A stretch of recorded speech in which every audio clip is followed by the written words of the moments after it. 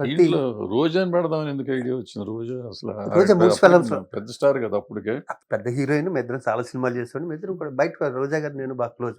ఉమ్, నాయుడు గారి సినిమాలో రోజాని బుక్ చేసినప్పుడు అండి రోజా డాన్స్ నేర్చుకునేది. నేను ఫస్ట్ రోజాని చూసిన అక్కడే. ఉమ్, దాని తర్వాత సర్పయాగం అనుకుంటా, చెప్పారు. అవునా? ఉమ్, సర్పయాగంలో రోజా హీరోయిన్. అప్పటికి మనం వచ్చి 4-5 ఏళ్ళు అవుతుంది అప్పటికి అవును సార్. అప్పటికే. తను చాలా బాలకృష్ణ గారి పక్కన, చిరంజీవి గారు అందరి పక్కన హీరోయిన్గా చేస్తుంది. నేను దాంట్లో విలనో కామెడీ విలన్ ఏదో చేస్తూ రోజా క్లోజ్. తర్వాత కాలక్రమేణా రోజా కొంచెం ఖాళీ అయిందండి. మ ఇట్లో నేను బిజీ, 3 ఫిల్మ్స్‌లో బిజీ అయ్యాక అర్జెంట్‌గా వేరే అమ్మాయిని చూడవలసొచ్చింది. ఉమ్, కొన్ని అనుకోని కారణాల వల్లంటే, ఈ అమ్మాయి తిరుపతి మొక్కు, సురేఖ వాణి గారు ఏదో అవ్వటం, మొత్తానికి ఎందుకో ఎవరెవరిని చూద్దాం చాలా మంది ఎవరెవరిని అర్జెంట్ డేట్ దగ్గర ఒక్క వచ్చింది. నిమిషం ఇక్కడ కొంచెం డౌట్ నాకు. అసలు సురేఖ వాణిని ఆవిడ తిరుపతి మొక్క లేకపోతే అది నాలాంటి వాళ్ళంతా మీరిద్దరు మొగుడు పెళ్ళాలని అడిగితే చిచ్చి పాపం. మార్చేశారు. అట్లా పుకార్లు ఉండే కదా. అపాన్ మై ప్రొవిషన్ అండి. అంటే లేదు సరదా ఇప్పుడు ఫోన్లో మాట్లాడదాం. నీ మీద డౌట్ కాదు లేదు. కాదు. నీ శీలం మీద కానీ ఆమె శీలం మీద కానీ డౌట్ లేవు. కానీ అప్పట్లో నిజంగా వీళ్ళిద్దరు మొగుడు పెళ్ళాలన్న లెవెల్లో ఉండేది. ఉండేదండి, అవును. ఆ డౌట్ వచ్చి మా ఆవిడ కూడా ఎప్పుడు బయటికి రాని 2-3 సార్లు చుట్టూ కూడా వచ్చింది. సరదాగా అంటున్నా. ఎవరు నమ్మినా నమ్మకపోయినా సురేఖ వాణి గారినండి 1 ఇయర్ ఆవిడ ఎలా ఉంటుందో నాకు తెలియదు. నా పక్కన చేసిన ఎందుకు చెప్పమంటారా? నా పర్సనల్ మేకప్ మ్యాన్ మళ్ళీయే, ఆ కంపెనీ మేకప్ మ్యాన్.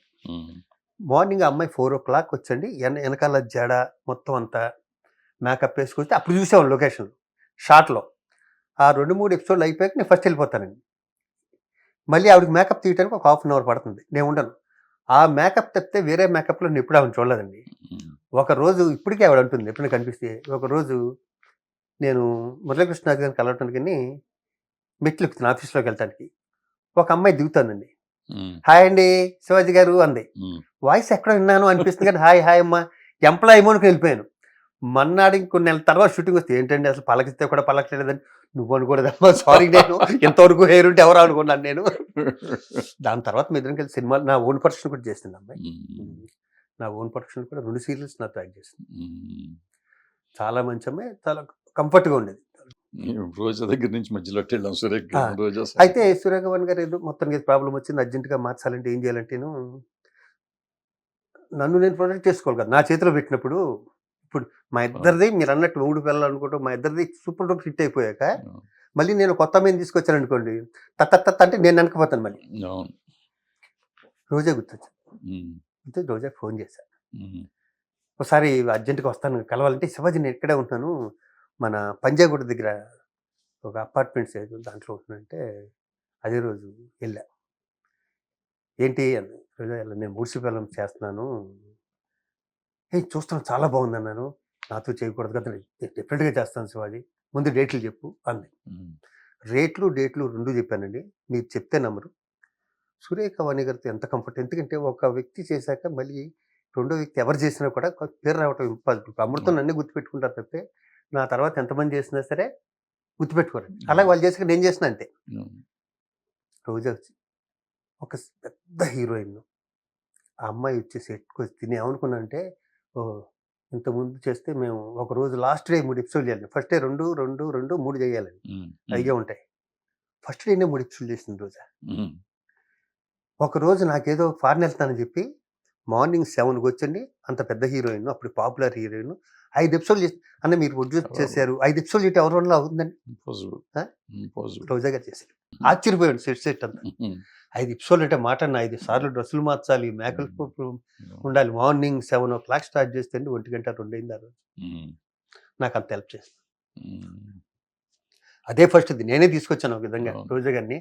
మరి అంతకుముందు చేసినట్లేదు. దాని తర్వాత అత్తా కోడల్లోనూ ఇంకో ప్రోగ్రాము, బతుకు జట్కా బండ్లు టీవీ ఉన్నాయి కదా చేసినట్టు ఫస్ట్ టీవీలో నాకు తెలిసేది. బ్రహ్మాండంగా చేసింది. ఈ మా ఎలక్షన్లో గొడవలు ఏంటి తర్వాత సీరియల్స్ నా పట్టింపు తీసుకుని 5 ఏళ్ళు అయింది నా మూవీ అడ్మినిస్ట్రేషన్. మళ్ళీ మెట్టు ఎక్కలే ఈ రోజు వరకు. మళ్ళీ నేను మెట్టంటూ ఎక్కితే ప్రెసిడెంట్ గాను సెక్రటరీ గాను, ఎందుకంటే ఒక్క కోరిక ఉండిపోయింది, అది అయిపోయే కోరిక. మీలాగా బిల్డింగ్ కడతాను ఎప్పుడు ప్రామిస్ చేయలేదండి. నేను ఓల్డ్ ఏజ్ హోమ్ కడతా అన్నా, ఆ ఓల్డ్ ఏజ్ హోమ్ కావాల్సిన అన్ని సర్దేశాక ఇది వచ్చింది. దీంట్లో ఎవరు తప్పు ఇప్పుడు నేను పట్టించుకోనండి. వేస్ట్ మీరన్నట్టు. ఎందుకంటే మనకి ఓల్డ్ ఏజ్ హోమ్ సైట్ ఉంది కదా! సైట్ అన్నీ అయిపోయినాయండి. అసల హ్మ్. విషయం మీరన్నారు కాబట్టి చెప్పండి. డల్లాస్‌లో ప్రెసిడెంట్‌గా నేను మాట్లాడి ఒకటే చెప్పాను. ఎవడైనా హైదరాబాద్ వస్తే రామోజీ ఫిల్మ్ సిటీ చూసాక చిరంజీవి గోల్డ్ ఏజ్ హోమ్ అని పేరు పెట్టారు కృష్ణారెడ్డి గారు. నేను ఓల్డ్ ఏజ్ హోమ్ అంటే ఓల్డ్ ఏజ్ హోమ్ వద్దులే. హ్మ్. గోల్డ్ ఏజ్ హోమ్ అని పెడదామన్నారు. నాకు నచ్చి చిరంజీవి గోల్డ్ ఏజ్ హోమ్ దాన్ని చూసి వెళ్తాను. అంత బాగా చేస్తాను. హ్మ్. అది చేయకపోవటం అనేది బాధగా ఉంటుందండి. ఇక్కడ ఎవరు తప్పండి? ఇప్పుడు నేనేం చెప్తాను? పేర్లు చెప్పి రేపు పొద్దున్న ఏదో ఫంక్షన్‌లోకి వెళ్తాం. ఒకళ్ళ మొహాలాడి తిప్పుకొని తిరుగుతుంటాం. సైట్ ఎవ్వరు ఎక్కడ సైట్ కొన్నారా? కొనాలా? లేదండి. చిన్న శ్రీశైలం నా మిత్రుడు హ్మ్. యూసఫ్ కూడా. అవును. నేను చిన్నప్పటి నుంచి మేము ఇద్దరం బాగా అవును. తను పట్టుబట్టి ఒక చోట ఇప్పించాడు అప్పట్లో. సైట్. దీంట్లో కట్టుకో. హ్మ్. ఈ ఊరోళ్ళకి కొంచెం రోడ్డేసి పెట్టు. హ్మ్. నేను స్కూల్ కూడా కడతాను. హ్మ్. నాకేంటంటే ఈవెంట్స్ నా ఫింగర్ టిప్స్ అన్నాయి నేను. అవును. ఈ మురళీమోహన్ గారి దగ్గర ఇక్కడ నేర్చుకున్న ఈవెంట్స్ ఎలా చేయాలి అంటే ఎన్ని కంట్రీస్‌లో ఈవెంట్ చేశా. నేను అడిగితే ఇప్పుడు అందరు ఆర్టిస్టులు వస్తారు. ఒక్కొక్క ఈవెంట్ చేస్తే ఒక రూ. 1,00,00,000 తీసుకొస్తారండి. స్కూల్ కట్టడం రూ. 1,00,00,000 అయిపోతుంది అవును. కదండీ! ఆ కాన్ఫిడెన్స్ అన్నా కానీ ఈవెంట్లు చేయడం ఇప్పుడు మన సినిమా ఆర్టిస్టులు ఫర్ ఎగ్జాంపుల్ చెప్తుంటే బయట కామన్ మ్యాన్ అనుకునేది ఇంత కోట్లు ఇప్పుడు అప్పుడు మీరు చేసిన రోజుల్లో మేము క్రికెట్ మ్యాచ్ ఆడి ₹1,00,00,000 చేసిన రోజుల్లో నిజంగా పెద్ద రెమ్యునరేషన్లు ఉండేవి కాదు. బట్ ఇవాళ ఒక్కొక్కళ్ళు 100,00,00,000, 50,00,00,000 ఉంటున్నప్పుడు మనం తీసుకొచ్చే 1,00,00,000, 2,00,00,000, 3,00,00,000, 5,00,00,000 అనేది చాలా చిన్న అమౌంట్. మనం క్రికెట్ మ్యాచ్ ఆడుతున్నప్పుడు మూడో క్రికెట్ మ్యాచ్‌కో, నాలుగో క్రికెట్ మ్యాచ్‌కో నేను వెంకటేష్ గారు అన్నారు. మేము కావాలంటే డబ్బులు ఇస్తాం కదండీ! వచ్చి ₹1,00,00,000 కోసం ఇదంతా ఎందుకు శ్రమ ఎందుకు మనం 5, 6 రోజులు రిహార్సల్స్ చేసి క్రికెట్ మ్యాచ్‌కి కాదు. ఏదో మామూలు ఈవెంట్ ఈవెంట్ చేస్తాంటే అండి. ఈవెంట్‌కి ఈవెంట్. అన్నారు ఆయన. 5, 6 రోజులు మేము రిహార్సల్ చేసి మీకు డేట్లు ఇచ్చి అది చేసే బదులు తలా ₹1,00,00,000 ఇస్తే మీకు ఇంకెక్కువ వస్తుంది కదా! అన్నారు. సరే అప్పట్లోనండి ఇప్పుడున్న మీరన్నది పరిస్థితుల్లో మనం ఈజీ కదా అది. మీరన్నది కరెక్టేనండి. ఇప్పుడు మన ముందోళ్ళు ఏం చేస్తే మనం అదే చేస్తామండి. మా ముందోళ్ళు ఏం చేశారు? క్రికెట్ మ్యాచ్ ఈవెంట్లు పెట్టారు. హ్మ్. దాని తర్వాత నేను సెక్రటరీ, మోహన్ బాబు గారు ప్రెసిడెంట్‌గా ఉన్నప్పుడు క్రికెట్ మ్యాచే పెట్టాం. అవును. అది వచ్చింది గానండి, నాకు ఎక్కడ డబ్బులిస్తారని తెలిసిందో ఒకసారి చెప్పమంటారండి? చిరంజీవి గారు డల్లాస్‌లో ఉన్నాను నేను. చిరంజీవి గారు ఎయిర్‌పోర్ట్‌లో దిగుతున్నారు. ఆయన స్పెషల్ ఫ్లైట్‌లో వచ్చారు. వస్తే ఆయన పికప్ చేసుకోవడానికి నేను, శ్రీకాంత్ వేరే ఎయిర్‌పోర్ట్‌కెళ్ళాం. పికప్ చేసుకొని వస్తుంటే లిమోజిన్ కార్‌లో ముగ్గురం వస్తున్నాం. మధ్యలోను ఇప్పుడు శివాజీ మనకి అగ్రీమెంట్ ఇది ఎంతయింది? అంటే అన్న ఇదిగో ఇలా ప్రోగ్రామ్ ₹1,00,00,000 అన్నారు. ఈ ₹1,00,00,000కి మనం నేను ఇచ్చేవాడిని కదరా ₹1,00,00,000 అన్నారు. నాకు ఫస్ట్ థాటు నిజమే గదా! ఈయన సైరేష్ షూటింగ్ ఆపేసుకొచ్చాడు. ఈయన ఇక్కడికొచ్చినా కోటే వస్తుంది. అవును. మనం అక్కడ హ్యాపీగా అక్కడ ఉన్నా కూడా కోటే వస్తుంది గదా! అనుకున్నాను కానీ, ఈ టెన్షన్‌లో ఉన్నాను. ఇంతమంది ఆర్టిస్టుల చేతిలో వీళ్ళందరిని ఒకడినేమో లండన్ పంపించాలి షూటింగ్‌కి. అవును. ఇంకొకళ్ళనేమో ఇంకో చోటుకి పంపించాలి. నిద్రాహారాలు లేవండి. 3 రోజులు ఇందులో ఏం తింటున్నామో తెలీదు. ఏం తెలీదు. అవును. నాకు చిరంజీవి గారు ఎళ్ళిపోయే వరకు ఆళ్ళు నిజంగా చెప్పలేను పడుకోలేదు సార్. అదే ప్రాబ్లమ్ ఏంటంటే పాపం ఆళ్ళేమి డిమాండ్ చేయరు. వాళ్ళు చాలా కోఆపరేటివ్‌గా ఉంటారు. మనం మాత్రం టెన్షన్ పడిపోతా మరి ఉంటాం. పడాలి కదా! మరి అంతమంది ఆళ్ళని తీసుకెళ్ళినప్పుడు పడాలి ఇండస్ట్రీ తప్పదు. మొత్తం ఆపేసండి ఇక్కడ. అవును. 10 మంది హీరోస్‌ని, హీరోయిన్స్‌ని తీసుకొని నేనెళ్ళి అమెరికా డల్లాస్‌లో కూర్చొని, ఇక్కడ ఇండస్ట్రీలో షూటింగ్ ఏం జరుగుతుందండి ఇక్కడ? 10 మందిలో ఐదుగురన్నా ఇక్కడ ప్రొడ్యూసర్లు ఆళ్ళు తిట్టుకుంటారు కదా నన్ను. అవును. నిజంగా చెప్తే ఆ ₹1,00,00,000 ఇస్తే కంఫర్ట్ అండి. ఈ షూటింగ్‌లు జరిగాయి. కానీ ఏదో ప్రోగ్రామ్ చేద్దాం. దీన్ని ఇన్స్‌పిరేషన్‌గా ఇంకోటి తీసుకుంటాను. రాగానే ప్రభాస్ దగ్గరికెళ్ళాం. ఆయన 2,00,00,000 ఇస్తా అన్నాడు. ఆయనే ఇచ్చేస్తా అన్నారు. ఇంకెందుకు ప్రోగ్రామ్ చేయడం ఎందుకు? ఆ 2,00,00,000 ఇచ్చేస్తాను మీకు ఎప్పుడు కావాలో చెప్పండి అన్నాడు. బ్లాంకు. ఈ 2 ఇలా అయితే చాలా ఈజీ కదండీ ఇలా అయితే కట్టడం. ఓల్డ్ ఏజ్ హోమ్ ఎంత అవుతుంది? 5, 6 కోట్లు అవుతుంది. అద్భుతంగా నేను కేరళ డిజైన్ ఏయించాను పైగా. ఓకే. ఓకే. కేఎల్ నారాయణ గారు లాంటి నంబర్ 1 కాంట్రాక్టర్ నేను ఫ్రీగా చేసి పెడతాను. మీరు డిజైన్‌లు అయి తెచ్చుకోండి. మిగతా ఏర్పాట్లన్నీ మీరు చేసుకొని నేనొస్తాను. నేను చూసుకుంటాను మొత్తం అంతా అన్నాడు. హ్మ్. నా ఉద్దేశంలో 7 ఎకరాలు అయిపోయింది. మధ్యలో అయిపోయేది పాపం.